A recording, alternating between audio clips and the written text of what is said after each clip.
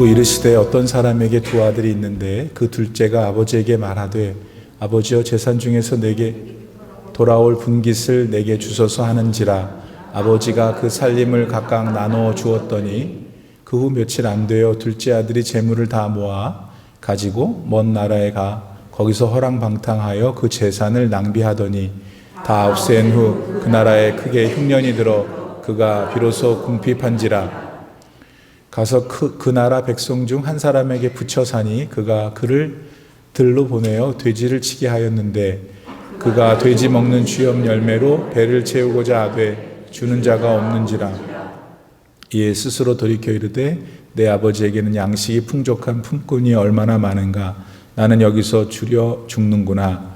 내가 일어나 아버지께 가서 이르기를 아버지 내가 아들과 아버지께 죄를 지었사오니 지금부터는 아버지의 아들이라 일컬음을 감당하지 못하겠나이다. 나를 품꾼의 하나로 보소서 하리라 하고 이에 일어나서 아버지께로 돌아가니라.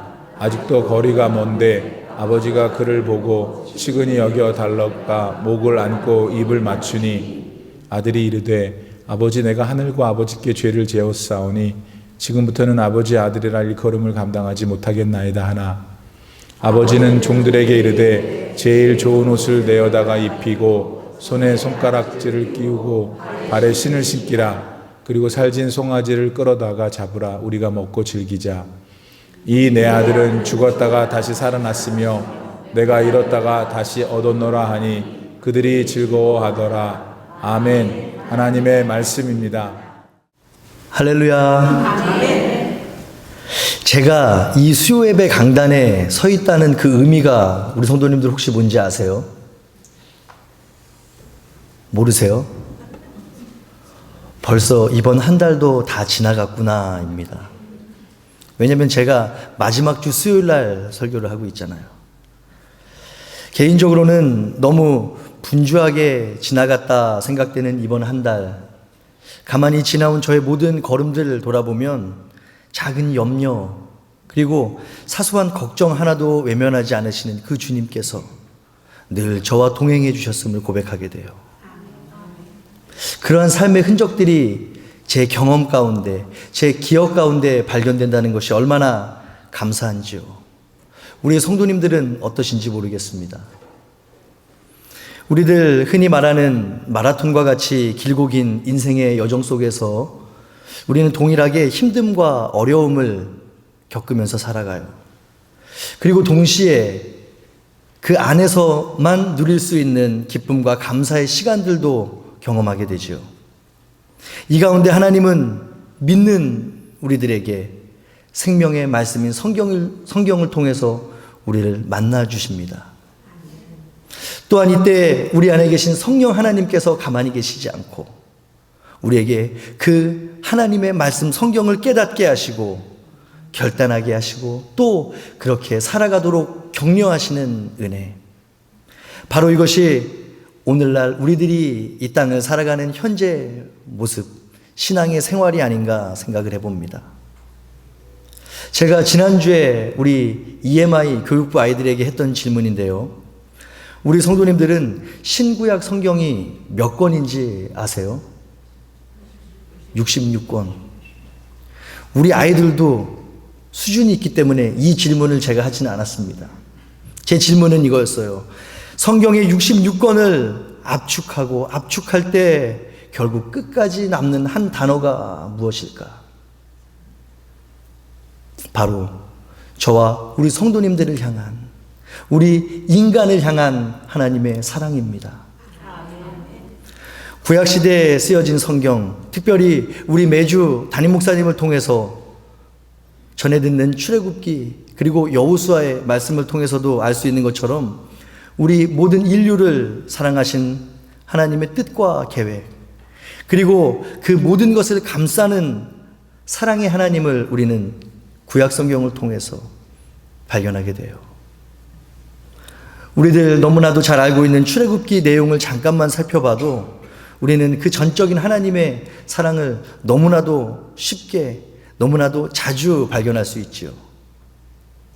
이스라엘 백성들이 애굽에 종노릇하며 압제당하고 있을 때에 착취와 고난 당하고 있을 때에 하나님께서는 위대한 지도자 모세를 준비하시고 그 이스라엘 백성들에게 보내주십니다. 그리고 결국은 어떻게 됐죠? 그 이스라엘 민족을 해방시키시고 주님 약속해 주셨던 그 가나안 땅을 향해 출발하게 하십니다.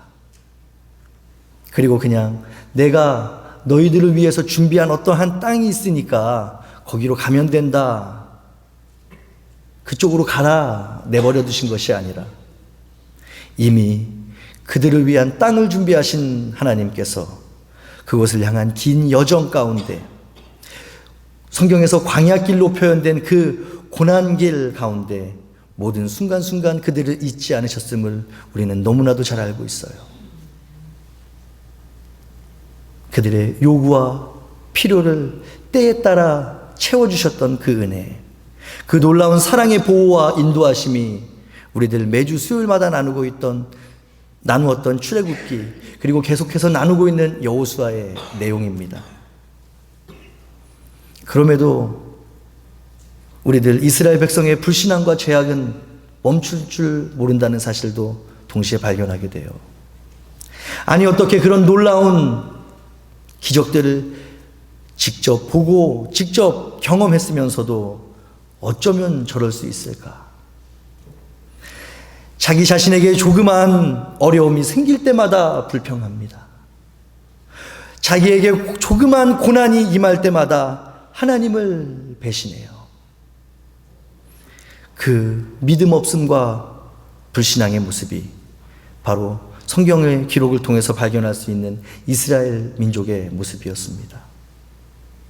그런데 가만히 하나님의 말씀을 묵상하면 묵상할수록, 또 하나님의 말씀을 가만히 공부하면 공부할수록 내가 내 마음속에 손가락질하고 이해할 수 없다 판단했던 그 이스라엘 백성들의 모습이 조금도 다르지 않은 지금 나의 모습임을, 또 나의 부족함과 한계임을 고백하게 돼요.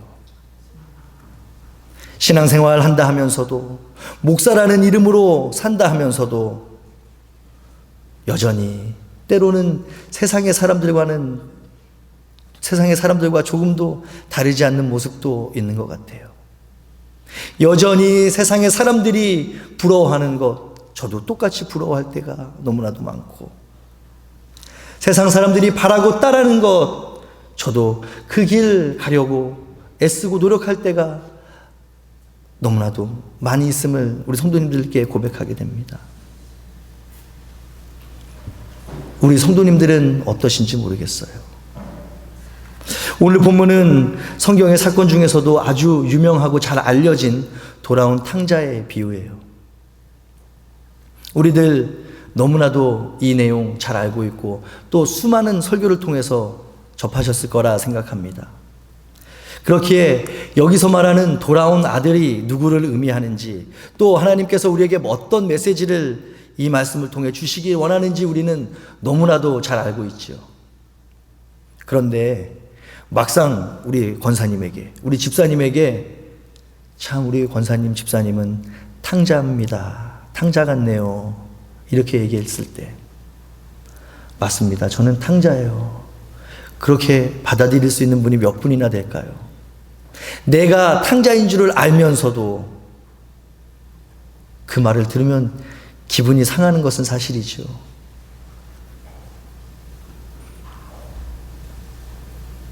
내가 부족한 모습은 있지만, 내가 연약하지는 하지만, 그래도 이 성경에 나오는 탕자 정도는 아니지 않나. 우리들 본능적으로 부인하며 부정할지도 모릅니다. 그런데 남들이 알지 못하고 남들이 보지 못하는 내 깊은 내면에, 그 속에서 일어나는 일들, 오직 나만이 알고 있다 생각되는 그 일들을 가만히 우리들 생각해 볼 때 이 자리에 계신 어느 누구도 탕자와 같은 모습에서 자유로울 수 없을 것이라 생각해요. 그럼에도 앞서 말씀드렸던 그 광야의 길을 걸어가던 구약시대 이스라엘 백성들, 또 오늘 본문에 등장하고 있는 신약시대의 탕자, 그리고 지금을 살아가는 우리 모두에게 허락된 공통적인 은혜가 무엇일까? 바로 자신의 자녀를 잊지 않으시고 끝까지 품으셔서 잃어버리지 않으시는 사랑의 하나님이에요. 즉 저와 우리 성도님들을 끝까지 놓지 않으시고 포기하지 않으시는 하나님의 사랑과 은혜입니다. 저는 부디 오늘 이 시간을 통해서 구약과 신약 시대를 거쳐 지금 이 자리로까지 이어지고 있는 하나님의 사랑, 그 한결같은 은혜가 우리 심령 가운데 다시금 되살아나고 깨달아지게 되기를 바라고, 그래서 또 받을 은혜가 너무나도 기대가 돼서 소망과 확신 가운데 새로운 하루, 새로운 한 주, 그리고 새로운 한 달을 시작할 수 있는 저와 우리 성도님들이 되기를 주님의 이름으로 축복합니다. 오늘 본문을 제대로 이해하기 위해서는 누가복음 15장 전체 내용을 통해서 예수님은 우리에게 무엇을 말씀하시려고 하는가라는 것을 한번 살펴볼 필요가 있어요. 누가복음 15장이 성경의 유명한 구절 중에 하나인 이유는 예수님께서 직접 우리에게 전해주신 비유의 이야기 때문입니다. 일반적으로 우리가 함께 읽었던 돌아온 탕자의 비유가 가장 구체적이고 또 긴 내용을 담고 있기 때문에 많은 사람들에게, 많은 성도들에게 가장 유명하기도 하고 먼저 손꼽히는 비유의 말씀으로 우리들 알고 있지만, 이 탕자의 비유 말씀하시기 전 예수님은 잃어버린 양의 비유를 말씀하셨고 또 잃어버린 드라크마, 잃어버린 동전에 대해서 말씀하십니다. 이렇게 누가복음 15장에 세 가지 비유가 등장하게 된 배경은 이렇습니다. 1절과 2절을 보면 많은 사람들이 예수님의 말씀을 들으려고 찾아왔대요. 그 중에는 세리와 죄인들도 있었지요.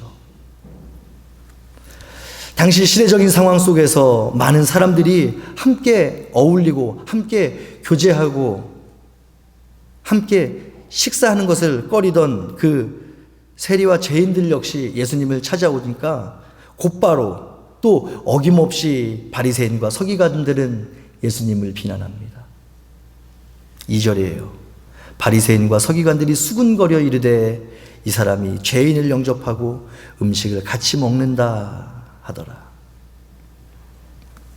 이 같은 그들의 비난과 조롱 들으신 후에 예수님께서 그 사람들을 향해서 말씀하신 것이 바로 오늘의 본문, 잃은 것들에 대한 회복의 비유들입니다. 그런데 감사한 것은 이 비유들이 예수님의 입을 통해서 전해지게 된 그 전체적인 배경과 상황들 곰곰이 생각해 볼 때 이것이 우리들에게 얼마나 감사하고 의미 있는 말씀인지, 또 얼마나 큰 위로와 소망이 되는 비유인지를 곧바로 깨닫게 돼요. 왜 그렇습니까? 죄인들과 함께 교제하며 음식을 나눈다며 자신을 향해 손가락질하던 그 바리새인과 서기관들 향해서 비유를 통해 말씀해 주셨던 그 예수님의 대답은 우리들을 향한 대답이었기 때문이에요. 저와 우리 성도님들을 위한 예수님의 대답이었기 때문에 그렇습니다. 인간으로서 어쩔 수 없는 그 죄 때문에, 그래서 하나님을 쳐다볼 수도 없고 가까이 할 수도 없기에 결국 영원한 죽음의 형벌 맞이할 수밖에 없었던 우리들을 향한 하나님의 초청, 온 인류를 향해 열려진 그 희망의 선포가 바로 이 예수님의 비유를 통해서 들려진 대답이었기 때문에 그렇습니다. 그런 관점에서 오늘 본문에 접근할 때 우리는 앞에 나오는 두 가지 비유, 잃은 양과 잃은 동전의 비유를 통해서 포기하지 않으시고 끝까지 찾아주시는 하나님의 은혜를 우리는 발견하게 돼요. 그리고 또 마지막 비유지요. 우리가 함께 읽었던 돌아온 탕자의 비유를 통해서 조금 더 구체적이고 명확한 삶의 적용을 예수님께서는 우리에게 알려주고 계십니다.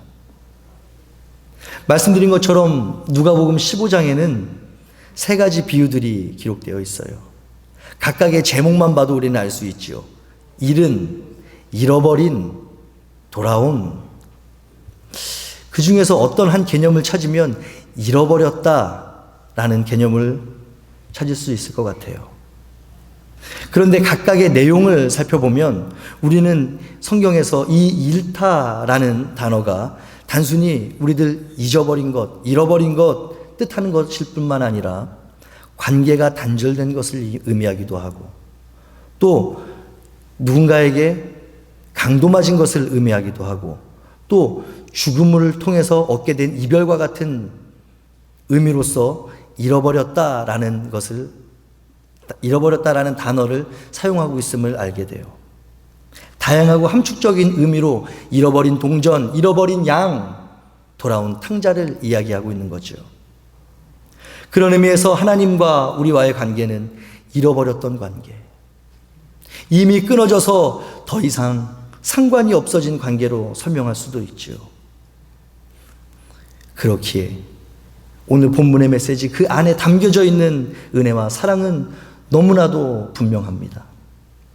하나님께서 우리를 끝까지 포기하지 않으시고 결국 다시 찾아주심으로 잊어버려 끊어졌던 관계, 그래서 잃어버릴 수밖에 없었던 우리의 가치를 다시금 회복해 주셨다는 사실을 선포하고 있는 거기 때문에 그래요.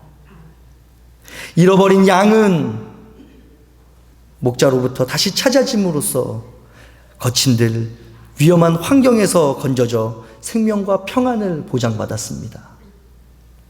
또 잃어버렸던 동전은 다시금 찾아짐으로써 그 가치가 회복되었어요. 하나님께서는 잃은 양, 잃은 동전, 떠나간 아들과도 같던 우리들을 잊지 않으시고 또다시 잃어버리지 않으시려 자신이 가장 사랑하는 독생자를 주셨잖아요. 예수님을 이 땅에 보내주십니다. 그뿐만 아니라 광야길 걸어가던 그 이스라엘 민족을 세밀하게 돌아보셨던 것처럼, 아니요, 그보다 더 섬세하게 우리를, 저와 우리 성도님들을 세상 속에 홀로 내버려 두지 않으시고 날마다 때마다 우리의 매일의 삶 가운데 우리를 보호해 주시고 또 계속해서 품어주신다 약속해 주셨어요. 아멘.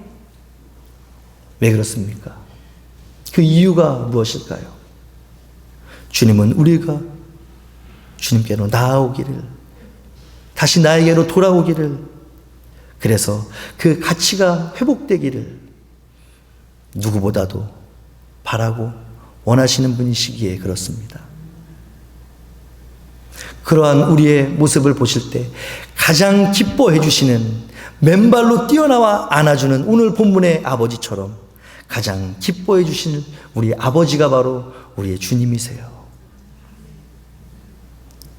지금까지 우리가 함께 나누었던 내용들 이렇게 종합해 보면 우리는 오늘의 본문 이 누가복음을 중심으로 해서 구약과 신약 그리고 현재로 나눌 수 있는 각각의 시대와 상황 속에서도 온 인류에게 공통적으로 발견되는 점이 있구나라는 것을 보게 돼요.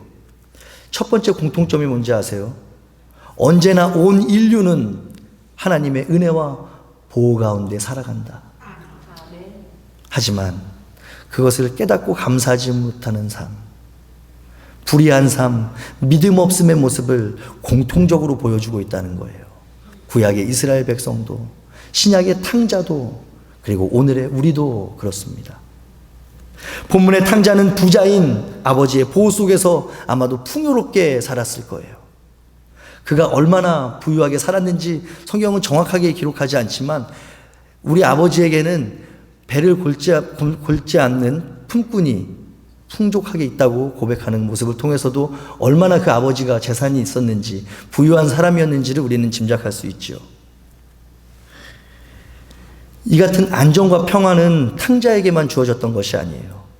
광야의 이스라엘 백성에게 매일의 삶 가운데 허락되었던 만나와 메추라기 통해서도 하나님 얼마나 섬세하게, 얼마나 풍성하게 그들을 보호하시고 인도하셨습니까?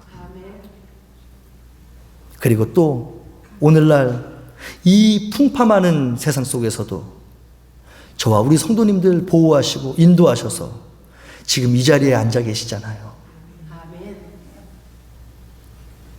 우리의 필요와 간구를 채워주시는 우리의 모습을 보면서도 우리는 공통적으로 온 인류를 사랑하셨던 예수님의 모습, 하나님의 모습 발견할 수 있는 거죠. 그럼에도 구약과 신약 그리고 오늘 모든 세대에서 사람들은 은혜에 대한 만족과 감사가 아니라 불평과 불만하는 모습을 보여주고 있어요. 탕자는 아버지에게 유산을 요구하고 아버지를 떠나갑니다. 이스라엘 백성들은 다시금 애굽 땅으로 돌아가서 종노릇하는 것이 낫겠다. 불평하고 불만해요. 또 우리의 모습은 어떻습니까? 때때로 우리 삶 속에 찾아오는 그 어려움 가운데, 고난 가운데, 그리고 역경 가운데 하나님을 외면하고 세상을 더 가까이 하며 주님의 마음 아프게 할 때가 얼마나 많은지요. 이것이 모든 세대를 통해서 나타나는 첫 번째 공통점인 것 같아요. 그럼에도 불구하고 구약과 신약 그리고 오늘날까지 온 인류 전 세대를 걸쳐 나타나는 두 번째 공통점 때문에 저에게는 또 우리 성도님들에게는 여전히 희망이 있고 소망이 있고 또 기쁨과 감사가 있습니다. 그것이 무엇입니까? 우리의 아버지 하나님께서 당신의 자녀인 나를, 당신의 자녀인 우리 권사님, 우리 집사님을 잊으시거나 잃지 않으시는 그 사랑으로 함께 해주신다는 사실이에요. 그래서 결국 우리 심령을 회복시켜 주시는 그 놀라운 은혜가 모든 세대에서 발견되는 두 번째 공통점입니다. 광야의 이스라엘 백성들 그냥 내버려 두지 않으시고 은혜로 말미암아 결국에는 노예의 지위에서 약속의 땅, 그 약속의 땅에 살아가는 그 백성으로 회복시켜 주셨던 그 사람, 마침내 40년 광야 생활 끝내고 가나안으로 들어가게 하셨던 그 은혜를 우리는 너무나도 잘 알고 있어요. 또 오늘 본문의 아버지께 돌아온 탕자는 어떻습니까? 또 오늘을 살아가는 우리들 역시 마찬가지 아닌가요? 누구의 잘못, 누구의 실수도 아니에요. 내 잘못, 내 실수 때문에 고난과 역경 속에서 살아갈 수밖에 없었지만 탕자와 우리들이 한 일이 무엇이 있습니까? 뭔가 거창하고 대단한 일을 한 게 아니에요. 부끄럽지만 내가 그래서 하나님께, 아버지께 너무나도 면목이 없지만 이제는 돌이켜 돌아가야 되겠다 결심하고 그 절망의 땅, 절망의 자리에서 일어나서 아버지를 향한 걸음 걷기 시작했을 때 인생의 위기가 인생 회복의 기회로 변했음을 우리는 기억해야 해요. 이 아침 우리는 다시금 소망 가운데 우리에게 주어진 하루하루의 삶을 살아가야 할 줄로 믿습니다. 비록 지난 우리 모습 가운데 지치고 힘들어 넘어졌을지 모르지만 그럼에도 여전히 우리에게 소망이 있는 이유, 희망이 있는 이유 너무나도 잘 알고 있죠. 돌아온 아들을 보면서 어떻게 보면 괘씸하고 얼마나 한심한지 몰라요. 그 용서할 수 없는 그 죄를 지은 아들을 향해서 아버지가 어떤 모습을 보이셨는지 오늘 본문 너무나도 우리에게 잘 알려주고 있잖아요. 혼내고 정죄하며 이제까지의 잘못과 불의를 따지는 것이 아니라 왜 그랬니? 네가 어떻게 나한테 그럴 수 있니? 질책하고 책망하는 것이 아니라 돌아온 아들을 향해 달려나갑니다. 그리고 22절에 기록된 것처럼 당신의 종들에게 명령하지요. 제일 좋은 옷을 내어다가 입히고 손에 가락지를 끼우고 발에 신을 신겨주어라. 잘잘못을 따지고 섭섭해하거나 원망하는 것이 아니라 진심으로 아들이 돌아온 것을 기뻐하는 아버지의 모습, 우리는 본문을 통해서 볼 수 있어요. 성경의 주석을 살펴보니까 옷을 입히는 행위가, 또 가락지를 손에 끼워주는 행위가, 그리고 발에 신을 신겨주는 행위가 시대적으로 어떤 의미인지, 그리고 신학적으로 어떤 의미를 가지고 있는지 너무나도 자세하게 설명하고 있더라고요. 근데 그 긴 설명을 제가 요약해서 우리 성도님들에게 전해드립니다. 결국 그 모든 것은 하나의 단어로 설명돼요. 아들의 지위를 회복해 주셨다. 하나님께서 자녀됨의 권세를 다시금 회복해 주신 거예요. 정말로 너무 송구하고 부끄럽고 염치 없지만 다시 아버지에게로 나는 돌아가야겠다. 그 작은 결심하고 실제로 몸을 일으켜서 돌아왔을 때 어떻게 보면 정말 사소하고 작은 결단과 작은 실천 한 것뿐인데 아버지는 그에게 달려와 입 맞추시고 옷을 입혀주시며 가락지와 신발을 신겨주시는 그 은혜를 베풀어 주세요. 그리고 가장 중요한 것은 오늘 본문의 그 아버지가 저와 우리 성도님들의 아버지, 이것이 바로 우리가 이미 받아서 누리고 있는 은혜입니다. 그리고 우리가 가지고 있는 가장 크고 고귀한 하나님의 사랑이에요. 우리들 너무나도 오랜 신앙생활 하다 보니까 좀 뭔가 하나님 앞에 좀 대단한 일을 해야 될 것 같고 좀 나를 통해서 거창한 믿음의 모습이 나타나야 된다라는 생각들 할 때가 있으시지요. 그거 정말 선한 생각이고 또 반드시 우리들 가져야 할 생각이기도 합니다. 그런데 반대로 그 부담감 때문에 그 자신 없음 때문에 정작 아무것도 못하고 살아갈 때가 있는 것 또한 사실이에요. 내가 뭔가 큰 일을 해야 될 것 같은데 뭔가 큰 믿음을 보여줘야 될 것 같은데 큰 결단과 행함 하나님 앞에 그리고 성도들 앞에 보여줘야 될 것 같은데 라는 부담감. 그런데 정작 저의 삶을 돌아보면 하나님께서 나에게 그리고 우리 성도님들에게 그렇게 큰 믿음, 큰 행함, 대단한 무언가를 원하시는 것 같지는 않아요. 정말로 우리 삶의 현장 한가운데에 우리는 날마다 살아가는 그 일상의 삶 속에서 하나님의 사랑을 기억하고 감사하는 것. 그래서 그 받은 사랑 아주 조금이라도 주변에 사람들에게 전해주는 것. 그것이 우리가 그리스도의 편지로서 주님의 사랑과 은혜 그리고 복음을 전해주는 삶의 열매로 나타나게 되어야 되는 거예요. 뭔가 거창한 거 아니에요. 내 삶 속에, 내 생각 속에, 내 말 속에 하나님을 떠올리는 것. 그 작은 실천이 오늘 우리들의 삶을 변화시키고 다시금 하나님의 사랑과 은혜로 회복시켜 주실 줄 믿습니다. 이 시간 탕자가 아버지께 돌아가야겠다 결단하고 그의 걸음 아버지께로 옮겼던 그 작은 믿음, 행함 보면서 지금 당장 우리들 각자의 상황과 환경 가운데 주님 깨닫게 하시고 말씀하시고 명령하시는 우리 삶의 투두 리스트, 매일의 삶 속에서 우리들 실천해야 할 믿음의 과제들 생각나시는 것이 있으시다면 다시금 주님 주시는 그 마음에 집중하기를 바라요.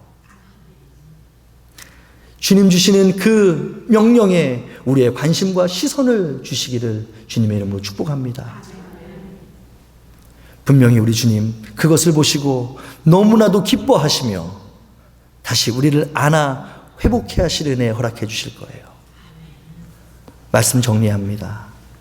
오늘 우리는 신약시대의 본문 가지고 과거인 구약의 이스라엘 백성 그리고 그 미래라고 할 수 있는 오늘 우리들의 모습을 통해서 공통적으로 발견되는 하나님의 사랑의 원리 살펴봤어요.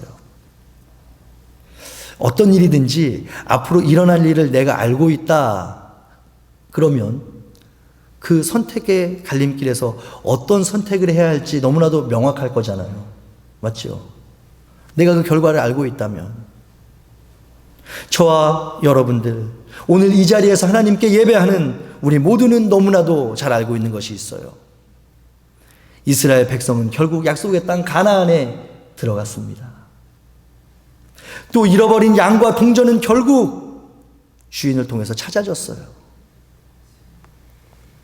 그리고 회개하고 돌아온 아들은 용서받아서 자녀의 권세가 회복되었다는 사실, 우리들 너무나도 잘 알고 있는 성경의 기록입니다. 그렇다면 오늘 우리의 선택, 또 우리의 결단은 무엇이 되어야 할까요? 험난하고 척박한 광야에서조차 작은 것 하나까지도 은혜로 채워주셨던 놀라운 주님의 은혜 잊어버리고, 조그마한 문제와 불평 속에서도 어김없이 원망하고 하나님께 등을 돌렸던 이스라엘 백성의 모습이 지금 나의 모습이 아닌지를 점검해야 되는 거예요. 또한 아버지의 보호와 사랑을 깨닫지 못하고 그 안에 있음을 감사하지 못하고 만족하지 못하고 집을 떠나갔던 탕자의 모습으로 지금 내가 살아가는 것은 아닌가. 주님 우리에게 허락하신 말씀, 이 말씀 통해서 늘 아버지를 향한 발걸음 멈추지 않아야 할 줄로 믿습니다. 바로 그때 우리들 어떤 상황, 어떤 환경에 처해 있든지 반드시 우리를 찾아서 완전하게 회복시켜 주실 하나님. 그래서 결코 우리를 다시 잃어버리지 않으실 하나님께서 우리의 모든 길을 보호하시고 인도해 주실 줄 믿습니다. 기도하겠습니다. 사랑과 은혜가 풍성하신 아버지 하나님, 우리의 온 마음과 전심을 다하여 찬양과 경배 그리고 감사와 영광을 올려드립니다. 우리의 작은 염려, 사소한 걱정 하나도 외면하지 않으시며 언제나 우리와 삶의 흔적 가운데, 삶의 걸음 가운데 동행하여 주시는 주님. 지나온 6월의 시간들을 정리하고 또 우리에게 허락될 새로운 7월의 삶 준비하는 이 한 주, 이 시간 믿음으로 또 소망과 기쁨으로 주님을 예배하는 자리에 올라온 우리 모두에게 위로가 되어 주시고 회복의 근원이 되어 주시옵소서. 그리하여 주님의 놀라운 은혜와 평강으로 우리들 충만케 하여 주실 뿐만 아니라 이 부족한 종 통해 들려주신 주님의 말씀이 우리들 마음 깊은 곳 성령의 빛으로 비추시사 우리들 원망과 불평의 모습은 없었는지, 하나님을 멀리하고 떠나가려던 잘못은 없었는지를 생각하게 하시고 다시금 우리를 끝까지 잊지 않으시고 잃지 않으시는 사랑의 하나님을 향해 우리의 걸음들 옮겨가는 우리 올림피아나 장로교회 모든 권속들 다 되게 하여 주시옵소서. 감사와 영광 다시금 주님께 올려드리며 이 모든 말씀 우리를 죄에서 구원하시고 회복케 하여 주신 예수 그리스도의 이름으로 기도드렸습니다. 아멘.